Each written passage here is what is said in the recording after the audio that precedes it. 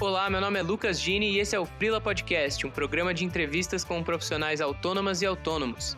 Nesse episódio eu converso com o designer gráfico Leopoldo Leal. A primeira coisa que tem que contar um pouquinho, que sempre foi uma diferença entre ser freela e estar freela. Projeto, vida pessoal, tudo isso tá junto, né? Não tem muita separação. Eu queria sair um pouco desses escritórios grandes, porque o jeito de trabalhar ainda é uma linha de montagem, cada um faz uma etapa do projeto e manda embora esse projeto o mais rápido possível, né?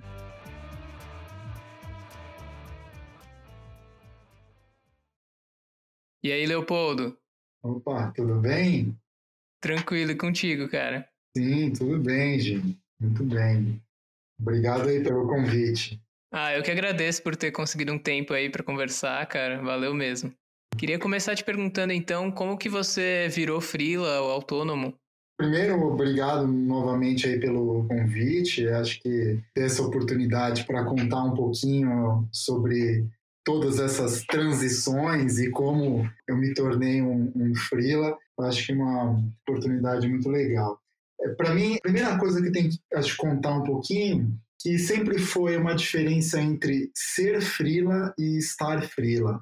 Sempre quando eu trabalhava em algumas agências tal, procurava algum freela para trabalhar ali, ajudar em um projeto, eu identificava pessoas que eram freelas mesmo, que tinham consciência, elas queriam trabalhar, ter a liberdade, e essas eram aquelas que escolhiam o projeto, respondiam, olha, não quero fazer isso, não quero fazer aquilo. E aí tinham alguns que eu identificava que, na verdade, estavam freela, que eram designers que buscavam um emprego fixo e, na verdade, eles pegavam um freela com a pretensão depois de trabalhar fixo, né? E esse ele abraçava qualquer tipo de trabalho. No meu caso, eu acho que hoje eu sou um freela, não estou. Eu tenho a consciência do jeito que eu quero trabalhar e do jeito que eu trabalho hoje. Eu trabalhei em diversas agências de design aí, relativamente grandes, Future Brand, Interbrand, Landor. Então foram períodos bem interessantes aí. E depois de trabalhar assim muito tempo com elas, eu sentia que eu estava num teto assim que eu não conseguia mais. Queria buscar novos jeitos de trabalhar, queria aprender mais. E eu via que o horário era muito restrito, eu tinha que chegar em tal horário, desenvolver meu projeto e depois ir embora para casa, tudo isso. Eu queria fazer uma pós-graduação, queria fazer mestrado, doutorado, e isso impossibilitava ali quando você trabalha no local fixo, porque a empresa busca profissionais que estudem tudo isso, mas ao mesmo tempo ela não cria esse espaço para que os profissionais estudem. Então, isso foi um ponto muito, muito complicado, né? Depois eu fui trabalhar no GAD Branding, né? Trabalhei um ano lá, fiz uns trabalhos bem relevantes, como o aeroporto de Guarulhos, a identidade, eu tinha ali uma equipe, a gente desenvolveu um tempo bem apertado, e aí eu fiquei ali uns 9 meses, né? E depois disso aí eu acabei saindo, para mim já estava muito, muito estressado mesmo desse formato, e aí eu fui para o Rio de Janeiro fazer o curso do Charles Watson, que chama Procedência e Propriedade. São 35 dias lá no Rio de Janeiro, no ateliê, desenhando intensamente, muito conteúdo.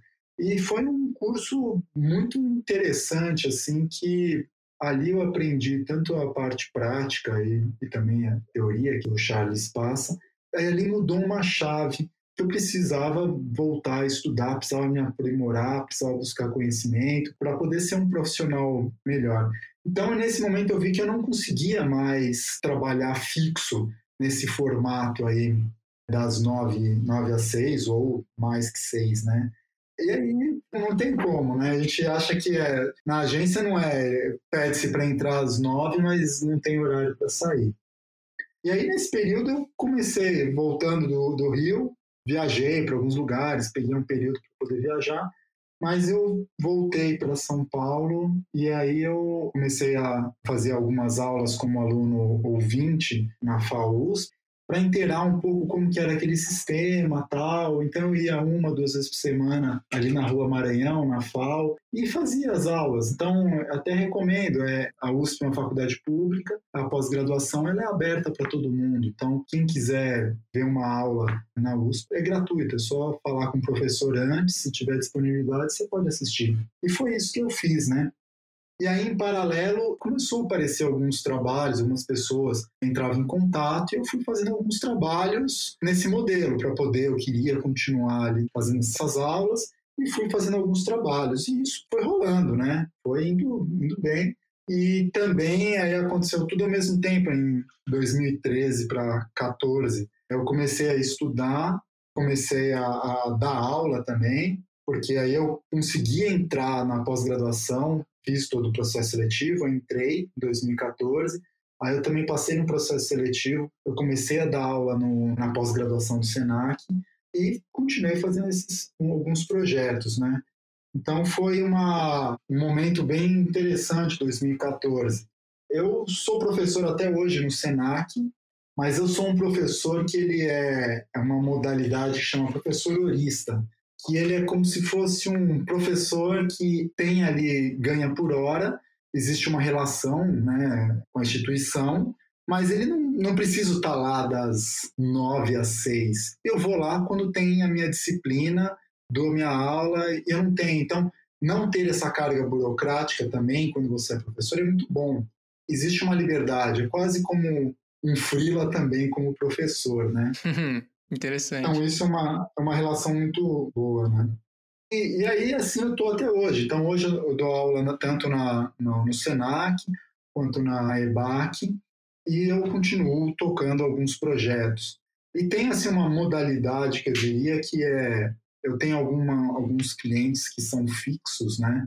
E outros que são mais flexíveis, que aparecem. Então, eu vejo que ter algumas coisas fixas ajuda muito para quem é freela, porque aí consegue administrar melhor tanto o tempo quanto as finanças. É uma coisa muito positiva para mim. Cara, eu queria te perguntar duas coisas. Quanto tempo que você ficou no modelo em escritório, assim, porque eu sei que foi bastante tempo até para construir essa relação com clientes e com outras pessoas do mercado.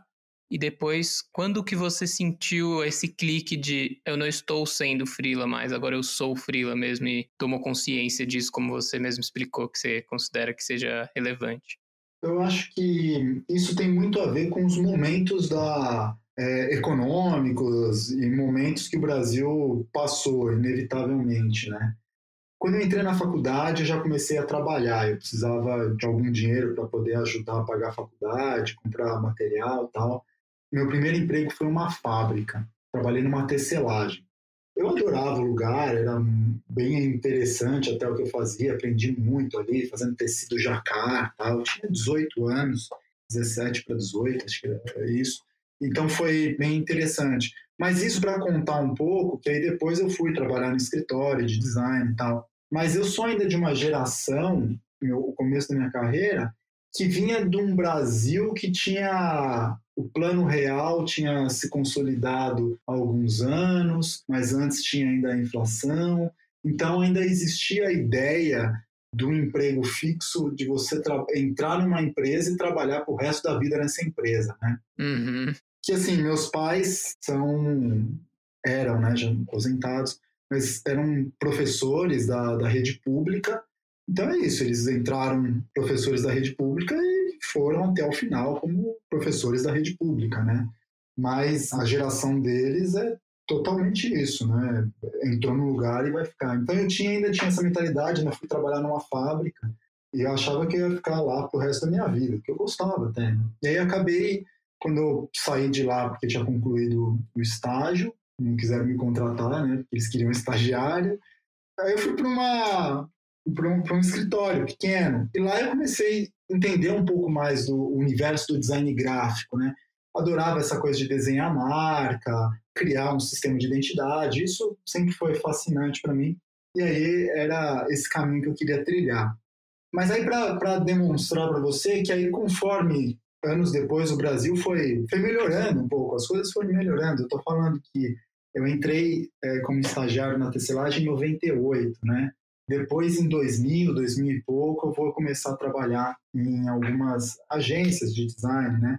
E aí eu concluo a faculdade e vou trabalhar numa agência que era relativamente grande, que é o GAD, e lá a situação do Brasil já estava melhor. Então isso fez com que o trabalhar num lugar, uma agência de grande porte, era algo era incrível, porque eu tinha à disposição impressora, laser A3. Para a realidade daquela época, não tinha agências tão grandes que tinham algumas coisas, tinha muito material disponível, então tinha muita coisa ali que para agências de design da época não tinha. O GAD já tinha uma estrutura porque ele era uma rede maior e tinha clientes grandes. E isso foi acontecendo. Acho que conforme eu fui mudando, foi para Future Brand, para Interbrand, eu fui trabalhando nesse modelo porque eu acreditava que era instigante, porque eu estava conseguindo trabalhar com marcas brasileiras de grande porte, né? Então eu trabalhei em 2003 ou 2004, era novo, mas eu trabalhei no projeto da criação da identidade da Claro. E aquilo foi muito legal. Então, trabalhar numa agência de maneira fixa era muito puxado, porque virava muita noite e tal. Mas sendo jovem e tendo a oportunidade de vivenciar alguns projetos gigantescos como esses, então aquilo lá era uma oportunidade única assim para mim, poder aprender, poder fazer. Então isso foi porque eu vi que era interessante fazer parte de uma corporação, de uma agência grande. E eu fiquei assim por bastante tempo, né? Eu trabalhei o lugar assim que eu fiquei fixo mesmo, trabalhando por muito tempo, até o final de 2011 na Interbrand e depois 2012 no GAD novamente, né? Então, ali sim foi ficar fixo mesmo, mas ao mesmo tempo me proporcionaram esses locais todos me proporcionaram conhecer muita gente interessante que eu tenho contato até hoje. Grandes amigos eu fiz, né, nessa trajetória toda. A minha esposa eu conheci no trabalho, outros amigos no trabalho. Então, design é assim, a vida, projeto, vida pessoal, tudo isso tá junto, né? Não tem muita separação. Então, esse processo, para mim era muito legal poder fazer parte desses lugares porque eu tinha acesso a tudo isso. Mas a virada, né, para mim foi quando eu vi que tinha muita coisa interessante ainda lá fora e eu não conseguia ter acesso porque as amarras a responsabilidade de não poder ver o mundo lá fora, porque tinha que cumprir aquele horário, aquela jornada, mesmo não tendo um trabalho, ele tinha que estar lá, aquilo me agoniava. E o que mais me agoniava era que, conforme você cresce na hierarquia de uma agência de design, você deixa de fazer projeto. Isso para mim era tenebroso. Eu gosto de fazer projeto. Tem uma frase muito boa que o Alan Fletcher fala, que existem designers regentes e solistas, né? Os regentes são aqueles que orquestram muito bem tudo que está acontecendo à volta, e os solistas são aqueles que gostam de fazer. Eu acredito que eu aprendi a ser um regente bom ali, eu conseguia fazer a máquina girar, todo mundo trabalhando, conseguia envolver todo mundo, tal. Só que isso é muito cansativo e ao mesmo tempo você deixa de fazer e começa a entrar em questões burocráticas. Hoje ser um solista, aqui trabalhar sozinho, é claro que eu me conecto com outras pessoas, tal, é mais interessante porque eu consigo ir mais a fundo nas coisas, eu consigo estudar, consigo fazer. Então, a virada, para mim, a necessidade da virada, de não trabalhar mais num local fixo, foi de ser um pouco dono do meu tempo e conseguir fazer coisas que eu gostaria que não me deixavam fazer ali. Sim, faz sentido. Essa coisa de subir e se afastar da mão da massa, eu acho que é uma questão para muita gente, né? Quando cai a ficha de que, cara, se você continuar no escritório, se você for subindo de cargo, que é o processo que todo mundo vislumbra, que é meio natural, eventualmente vai mudar de trabalho, né? Uhum. vai indo mais para a área administrativa do que para realmente desenhar. Uhum. Não, isso acontece muito. Eu conheço vários designers que acontece isso. E aí o que tem? Principalmente pela grana, né? Você fica preso ali pelo dinheiro, porque querendo ou não, eu tenho que falar que eu subi nesse sistema hierárquico e consegui ter um salário razoável aí, então era uma coisa positiva. E isso me proporcionou também, por isso que eu falo que tudo que eu olho para trás foi muito positivo, porque isso me proporcionou também coisas assim, poder viajar, poder ir para alguns lugares que não conseguiria se eu iniciasse a carreira logo como freela, né? Então, eu tive acesso a muita coisa, a projetos, trabalhei na fusão do Itaú com o Unibanco, que foi um projeto monumental, assim, tive muito ali, tive acesso a profissionais, a documentos, assim, incríveis. Então, tudo isso foi muito importante. Então, poder escolher virar freela é porque eu tive essas oportunidades lá atrás, né? Mas deixar de fazer, como você comentou, para mim era muito complicado, e principalmente quando você faz só, como designer, faz só a carga administrativa, o cansaço é muito maior. Então, no final de semana eu estava arrebentado.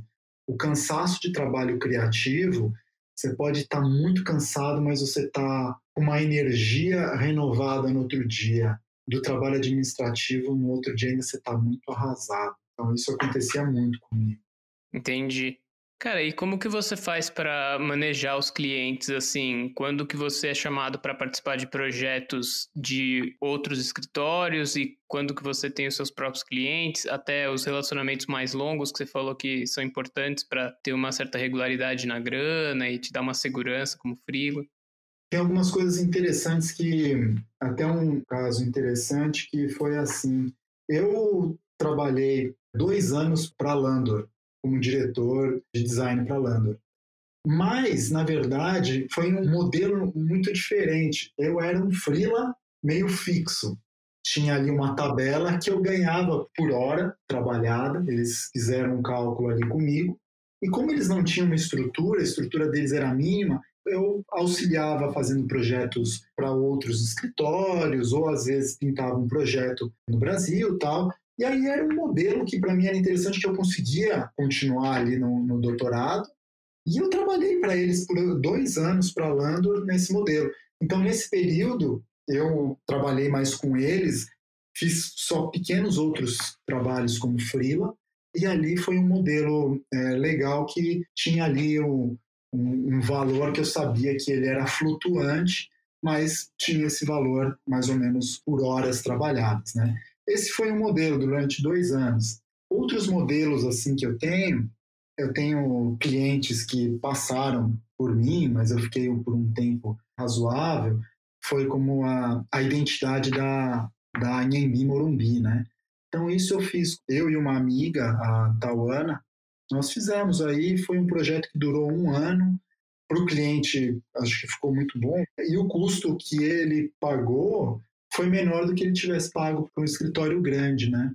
E para a gente o custo foi razoável, foi bom, né? Então, assim, eu tenho clientes como esse que passaram 1 ano, e tem clientes pontuais que vão aparecendo. E as aulas também, eu diria que são esse complemento. As aulas, elas são interessantes porque a aula eu consigo planejar o semestre todo, né? Então eu sei que nesse semestre eu vou ter, sei lá, toda terça-feira, ou uma terça-feira sim, uma terça-feira não, eu sei mais ou menos qual é o número de aulas. E com isso, eu também sei o quanto mais ou menos eu vou ter ali de remuneração mensal, né? Isso é um fator bem interessante de ter esse valor fixo. E os projetos, eles aparecem. Eu nunca fiz uma coisa de ficar ligando e pedindo projeto. As coisas apareceram muito pelo relacionamento anterior, né? Por isso que eu falo que todos os contatos que eu fiz anteriormente foram primordiais. Então, vai aparecendo muita gente assim. Então, esses contatos são muito importantes no desenvolvimento da minha carreira. E aparece, assim, uma pessoa liga, fala, um indica para o outro, mas normalmente os projetos, assim, são um pouco mais duradouros que eu pego.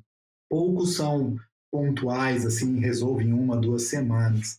Quando o projeto é muito grande, aí eu chamo um amigo para fazer junto. Se eu dou conta sozinho, eu trabalho sozinho.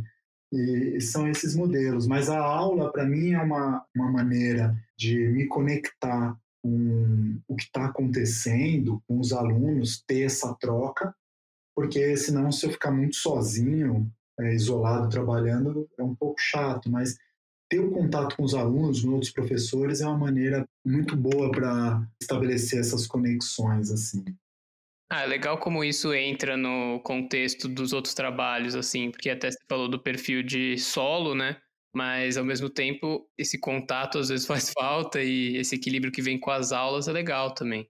E eu queria te perguntar como que você equilibra a rotina, se você segue um plano meio rígido, assim. Claro que a questão de dar aulas e planejar aulas, principalmente nesses tempos com a pandemia, demanda uma organização grande, assim, e um tempo quase que invariável, né? No sentido de você não vai poder ficar sem fazer nada. Mas como que é para você organizar isso?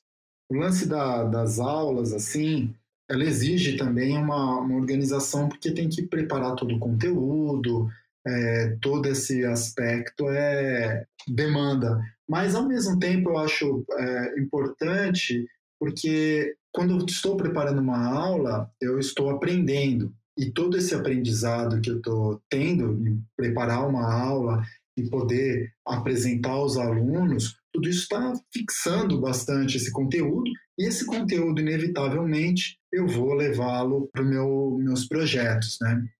E hoje, em relação à pandemia, eu vejo que uma coisa, uma situação que ninguém imaginava que isso ia acontecer, assim, de uma hora para outra. Então, eu tive que, foi uma semana ali como professor, ter que me adaptar à situação. Então, o Senac fez ali um esforço para todos os professores se adaptar em uma semana, foi bem intenso ali. Mas hoje eu tiro bons aprendizados. Eu acredito até que muito do que a gente está tendo desse modelo digital, ele vem para auxiliar, né? Então eu vejo que nas apresentações, principalmente em aula de tipografia ou design gráfico, o aluno poder ver na tela do computador, na frente dele, às vezes é mais positivo do que ele vê numa projeção. Porque quando ele está próximo à tela dele, ele consegue ver todos os detalhes, tudo isso. Então, acho que esse é um ponto, um aprendizado. E aulas digitais também funcionam bem para aulas expositivas, porque o digital ele é muito linear, né? Então, é uma pessoa falando por vez. Não tem essa coisa dinâmica quando é uma aula presencial. Então, para aulas de projeto, aí não é positivo. O presencial ainda é melhor. Mas para lançar um projeto, explicar o projeto, já fica à mão todos os links que o professor já passa, ele já consegue ver, se preparar.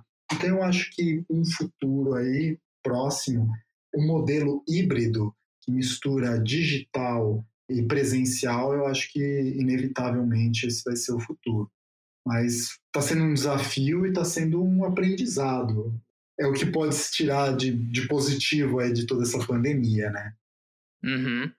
Em relação ao horário, assim, você tinha comentado até que o horário comercial das agências chegou a ser um problema para desenvolver mais o trabalho, e por outro lado tem a questão de entrar e não saber que horas vai sair. E como que você faz hoje controlando seus horários, assim? É normal você ter um horário fixo ou cada dia é um dia? Eu tento criar uma agenda semanal para deixar fixa algumas coisas, para poder não entrar numa loucura, né? No início até eu entrei em várias loucuras, ou pegando aula e ao mesmo tempo projeto, e aí eu entrei em algumas roubadas, que aí eu ficava em parafuso. Mas hoje, o que eu faço? Eu tento determinar alguns dias para a aula, em determinadas partes do dia, e com isso eu consigo saber qual é o dia que eu vou fazer projeto ou qual é o dia para a aula. Isso organiza bastante, né? Eu acredito muito nessa criar algumas rotinas porque eu não gosto muito de ter que lidar com toda essa coisa do horário, daqui até tal hora eu vou ter que fazer isso. Então, o que eu faço? Eu pego e tento organizar, antever tudo isso para depois não ter que refazer isso.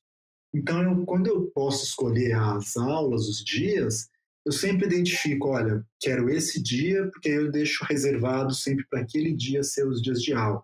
E aí eu sei que os outros serão dias de projeto, né? Assim que eu busco um pouco isso. O dia a dia, uma das coisas que eu gosto bastante é de acordar de manhã e tomar um café da manhã, né? Isso para mim é primordial. Acordo, tomo meu café, como bem, e depois aí eu começo a trabalhar. E aí eu vou até a hora do almoço, paro o almoço, e aí minhas paradas são um pouco desse momento de descanso e alimentação, né? Então é o café da manhã, o almoço, um lanche da tarde e depois o jantar. Em alguns momentos aí eu tive que trabalhar em, eu chamo de jornada tripla, mas essa jornada tripla, ela, ao mesmo tempo, ela é puxada, mas é muito boa, assim, em alguns momentos, que é pela manhã, fazendo projeto, à tarde, e à noite você vai dar aula, e isso é a jornada tripla, né? Então, eu tento evitar um pouco fazer a jornada tripla, mas algumas vezes rola, e aí eu fico um pouco mais cansado, mas tudo bem. E final de semana você consegue respeitar, assim? O que eu faço, assim, eu tento não trabalhar no final de semana, tentar curtir, fazer alguma coisa, mas tudo vai depender do que está acontecendo. Por exemplo, aos sábados eu dou aula num curso no Senac, que é a pós-graduação em tipografia, que é um curso muito interessante. Então imagina, alunos vão fazer um curso que é sábado o dia inteiro. Então são pessoas que querem muito estudar, né? Então os alunos que tem ali são alunos muito bons, muito interessados. Então ali eu sempre falo, não, eu quero dar, só que aí é sábado, né? E eu vou dar aula aos sábados. Então tem algumas situações que eu acabo aceitando porque eu sei que o aprendizado, a troca vai ser muito boa. Projetos assim, comerciais, fazer assim, eu tento não fazer de final de semana. E como que foi a transição também de, como você falou, chegou em cargos mais altos dentro de escritório e tal? Você sentiu muito a diferença de passar a não ter exatamente um salário fixo, assim, apesar de chegar a ter clientes por mais tempo e tudo mais? Como que foi essa transição da grana? Eu comecei a ter noção mais do dinheiro, né? Assim, como guardar o dinheiro, como deixar, como saber quais são os momentos para utilizar. Então, essa organização financeira foi um aprendizado que eu diria também um aprendizado de projeto, né? Quando eu comecei a crescer, ascender dentro da estrutura, eu comecei a fazer propostas de projeto. E aí também gerir o dinheiro de como fazer uma proposta. Esse aprendizado financeiro de fazer uma proposta de projeto foi o aprendizado de como lidar financeiramente com o meu dinheiro, né? Então eu sei agora qual é o meu custo operacional, né? Meu custo fixo, né? Que, sei lá, água, luz, telefone, internet, combustível, essas coisas assim, e quais são os custos variáveis, né? Nos variáveis, eu sei o que eu posso lidar e como vou acontecer. Mas eu sei que mensalmente eu tenho que pagar esse custo fixo aí que eu tenho. E uma das coisas assim que aí conversando com alguns amigos, eu fui identificar que trabalhar fixo num local e ir até esse local, você gasta muito dinheiro. A partir do momento que você trabalha no seu espaço e não tem a locomoção, você almoça na sua casa ou em algum lugar próximo à sua casa, o seu custo também cai muito. Trabalhar em bairros assim, onde tem vários escritórios, você ir até lá, o trânsito é caótico, você comer nesses lugares, gastar dinheiro com outras coisas que essas situações exigem, você gasta muito dinheiro, mas Quando você tem mais liberdade, você gasta bem menos. Aí eu identifiquei que trabalhar fixo gasta-se bastante dinheiro, gasta-se mais. É muito louco, mas é isso mesmo. Até mesmo você tem que comprar mais roupas, porque você tem que estar ali junto com aquelas pessoas, com toda hora com mais roupa. E em casa, é claro que eu não estou rasgado nem nada, mas não gasto tanta roupa assim. E aí a alimentação também é um gasto menor, né? Sim, cara. E aí, eu ia perguntar se em algum momento você considerou trabalhar fora, alugar um espaço para você, até quando tem projetos maiores com outras pessoas, mas pelo que você falou, eu já imagino que não, né?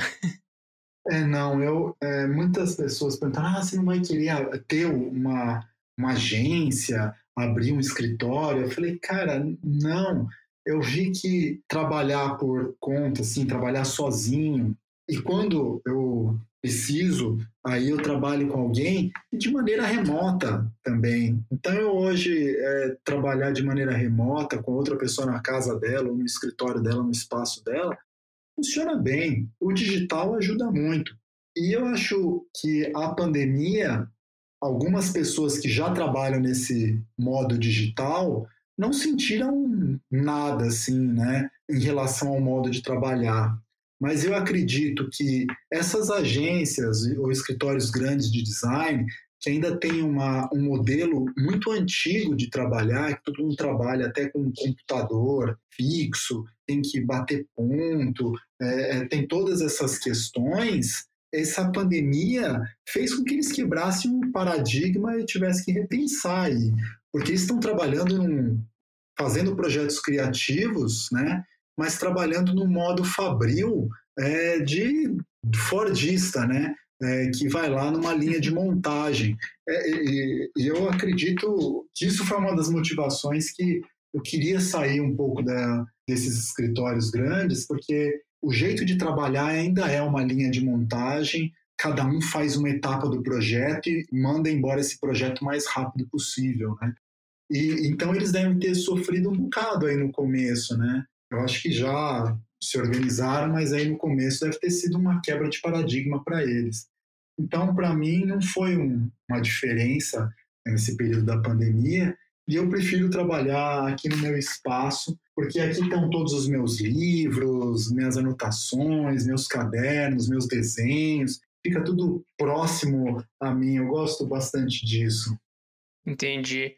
Cara, até cheguei a conversar com outras pessoas sobre essa questão do quanto escritórios e empresas eventualmente podem ver que está funcionando, né, nessa área de design, comunicação, que cada um na sua casa rola, e ao mesmo tempo o que eles vão oferecer para ajudar as pessoas a ficarem nas suas casas também, né, de estrutura, já que não vai ter que pagar, vamos supor, né, não vai ter que pagar o escritório, o aluguel. O que você vai dar para as pessoas terem na casa, pagar cadeira, sei lá, outros modos de algum jeito apoiar ali funcionários.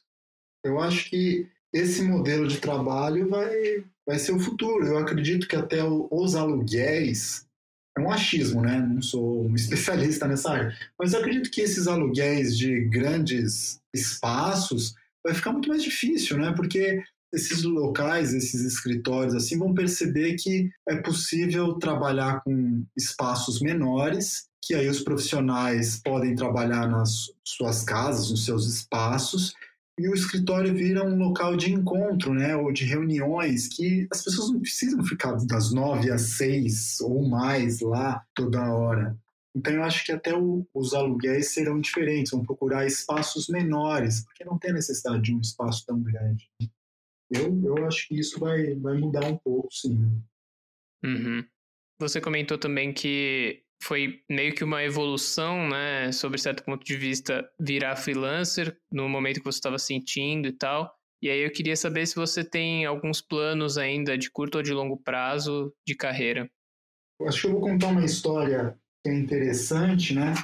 Que até o que seria essa virada aí de freela, porque tem uma coisa que quando você sai de uma estrutura grande, você sai pensando, eu só vou conseguir fazer projetos dentro de estruturas grandes, né?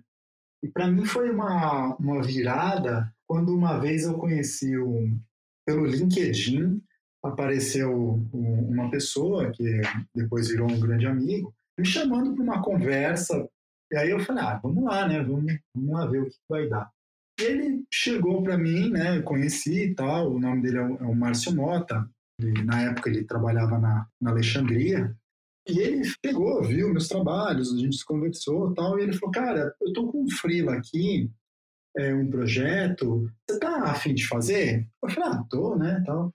Aí ele falou, é um projeto, a gente está tentando fazer a identidade da Brastemp.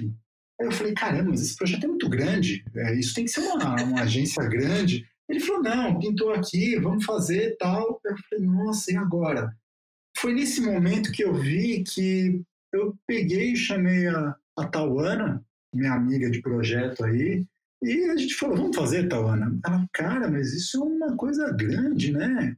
Aí eu falei, a gente sabe fazer, então vamos lá. E a gente fez o projeto. E aí o que para mim foi a grande lição? As agências grandes fazem projetos grandes, mas designers que têm experiência nisso conseguem fazer numa estrutura muito menor e entregar esse projeto. A gente entregou o projeto, fez ele inteirinho. Infelizmente, ele não foi implementado porque teve uma sucessão de mudança de diretores lá e acabou o projeto sendo engavetado, né? Mas foi uma pena, a gente fez o projeto e tal. Mas essa conversa com esse amigo, né, o Márcio, eu vi e falei assim, não, dá para a gente fazer projetos grandes sendo pequenos, né? E foi uma virada para mim isso. E aí, a partir disso, eu construí uma relação ali com ele e, de maneira como freela, fiz alguns projetos. Depois ele passou outro projeto da Brastemp, que é a marca do V-Blend, que é uma máquina da Brastemp. Esse projeto saiu, e eu fiz outras coisas com ele, até fazer depois ajudar. Eu fiz a identidade da Faros, né? E aí, no começo, fiz algumas coisas, mas depois ele tocou todos os outros projetos. Então, assim, esse foi um aprendizado ali que eu vi que dá para a gente fazer projetos que são feitos em agências grandes sem problema nenhum. Aí você tinha perguntado, eu entrei com essa história, mas você perguntou outra coisa. Era falando de planos, mas acho que foi bem ilustrativo isso do quanto às vezes o mercado indica uma coisa que não é uma regra, né? Tipo, às vezes realmente o projeto é muito grande, vai precisar de muita gente e tal, mas a gente não pode só ficar preso no modelo que a gente sempre viu, necessariamente. Total, isso. Esse modelo que...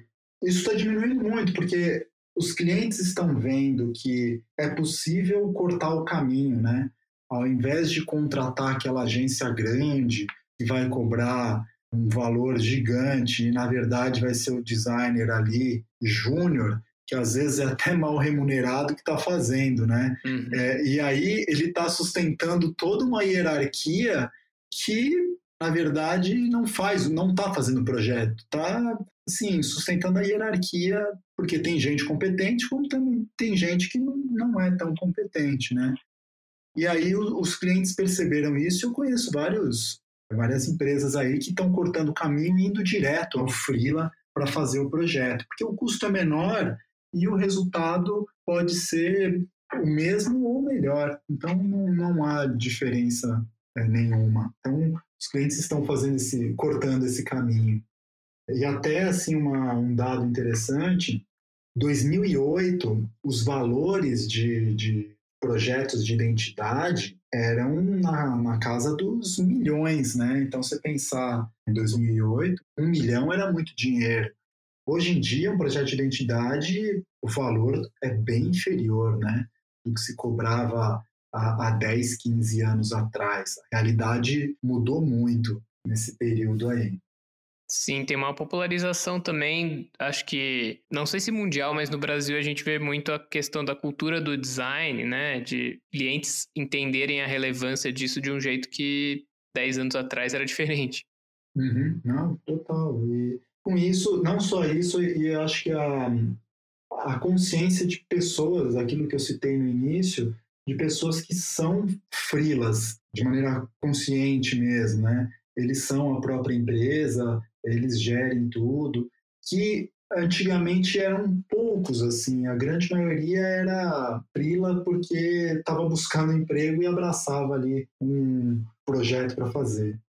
E ser freela, eu diria que tem também duas maneiras, né?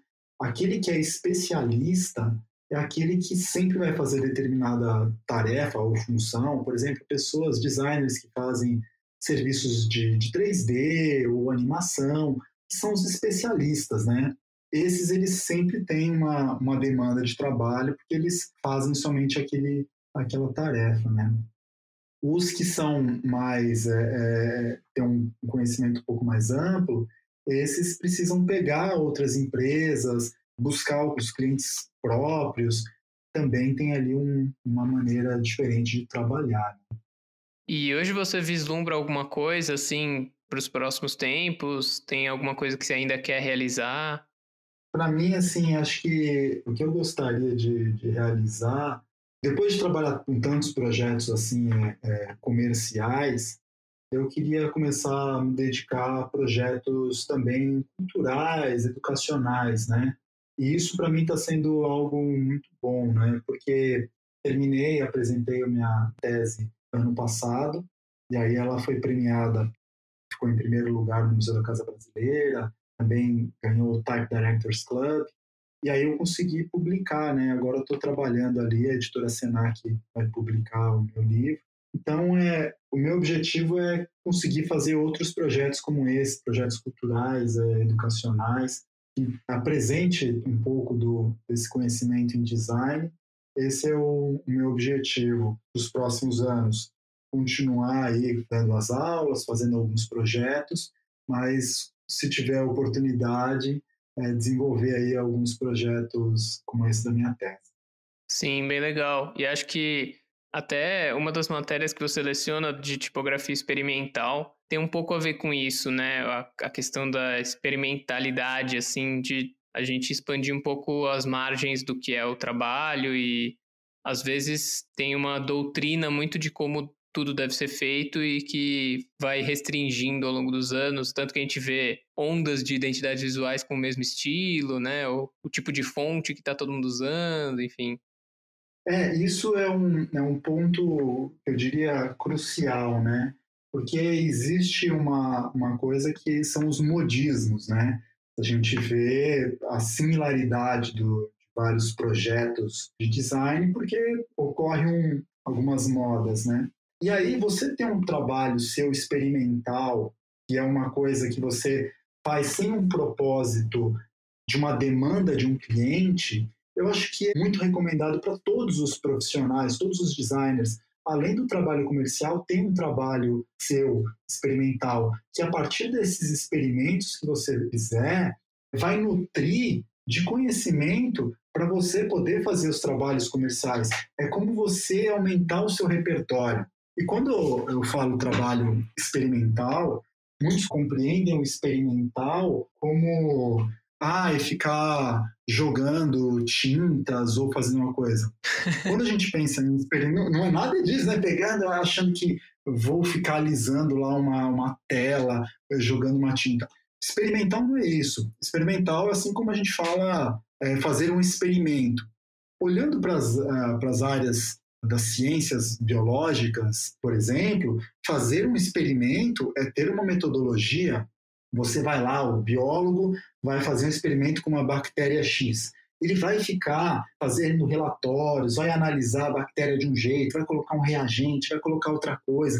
Então é um processo todo que ele não sabe o que vai dar, mas ele vai fazendo várias coisas e vai anotando. Com design é a mesma coisa. Um processo experimental não é ficar jogando as coisas, é você criar alguns limites, detectar quais os materiais você vai trabalhar, fazendo alguns experimentos com esses materiais, anotar sobre isso, quais são as suas descobertas, e você ir seguindo nesses experimentos. Então, eu acredito que tanto para o ensino de design, quanto para o designer que já é formado, ter esse repertório, criar essa maneira de buscar conhecimento é importantíssimo para combater um pouco o profissional que, na verdade, olha ali no o que está sendo feito no momento e faz isso com cara do que está sendo feito. É como pegar uma revista que acabou de chegar ou ele acabou de ver num site e tentar fazer a identidade ou o trabalho que ele está fazendo no momento, copiando exatamente o que ele viu, acabou de ver no site. Né? Ter o seu trabalho experimental, pensando no experimento, o processo, é importantíssimo nessa jornada de conhecer novas disciplinas, juntar arte com design, eu acho importantíssimo.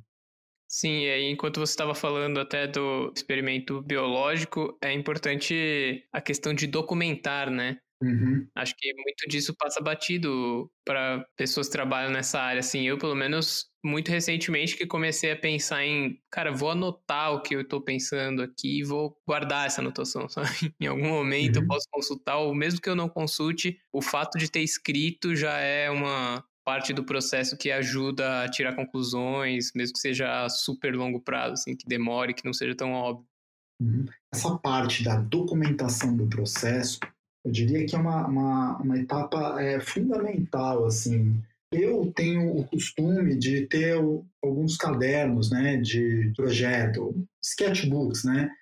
Mas o sketchbook ele não é um caderno, muitos chamam de sketchbook aquele caderno que estão fazendo desenhos lindos de morrer, tal. Não é isso. O sketchbook ele é um caderno você vai jogar ali as ideias nascendo a partir da linguagem do desenho. Vou fazer um cartaz, vou fazer uma identidade, você vai começar a rabiscar e vai investigar. E você vai deixar essa trajetória de projeto ali nesse caderno. Então, você poder ter todas essas anotações, elas podem ser revisitadas, esses experimentos, fez alguma coisa, deixou ali grudado. Então, eu tenho o costume de ter esses cadernos para poder registrar tudo isso.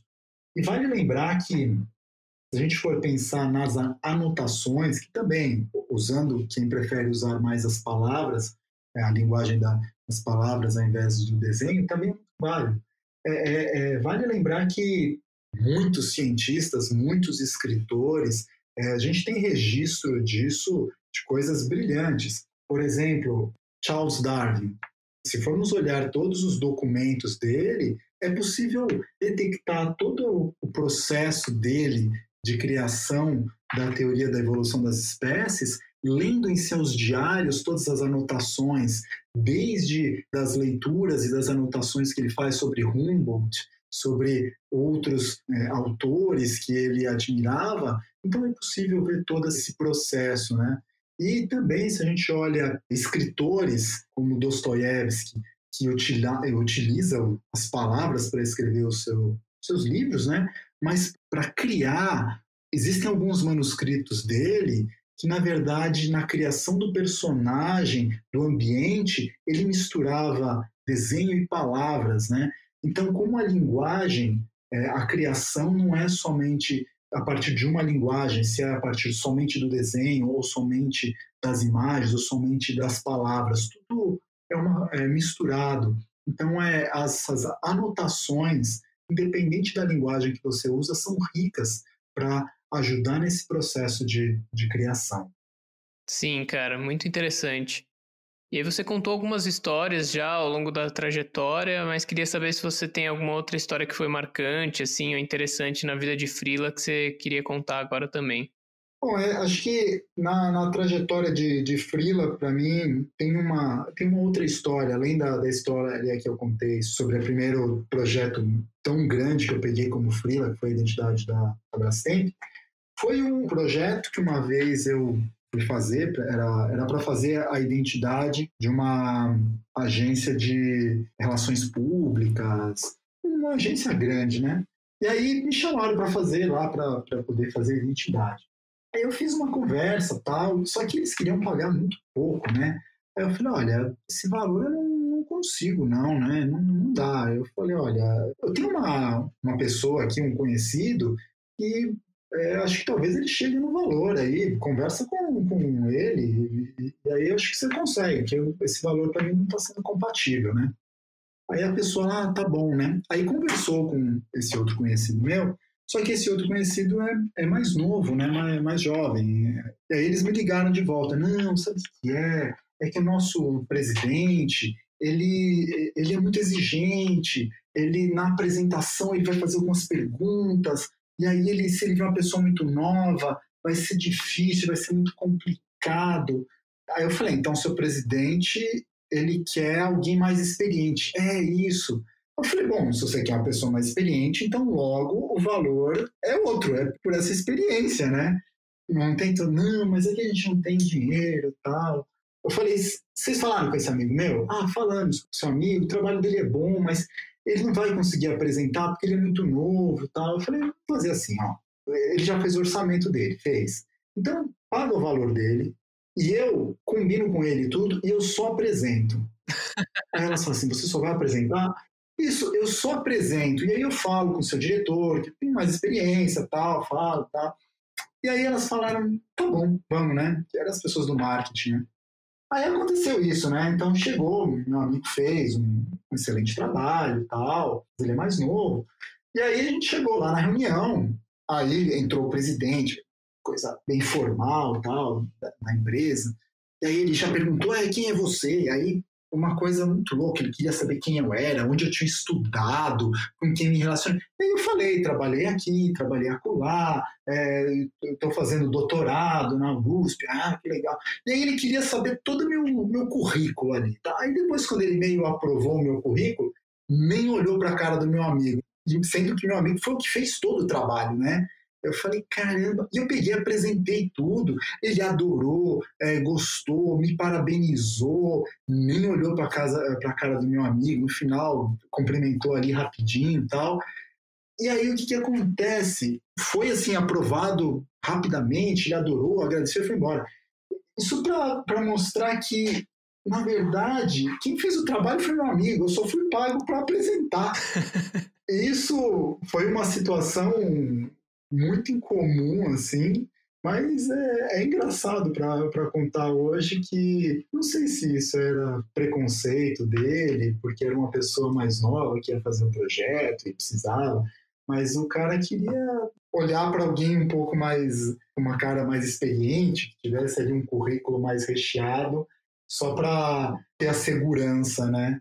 Mas o projeto foi meu amigo que fez. Cara, eu achei ótimo que o marketing topou, tipo, gente, foda-se, a gente sabe qual é a real aqui, engana ele mesmo e tudo bem. Foi mais ou menos isso. Porque eles queriam que eu fizesse o projeto, mas era um valor que, na época eu estava tocando outra coisa, eu não ia conseguir fazer por aquele valor, não ia abrir mão de um outro projeto porque queriam, né?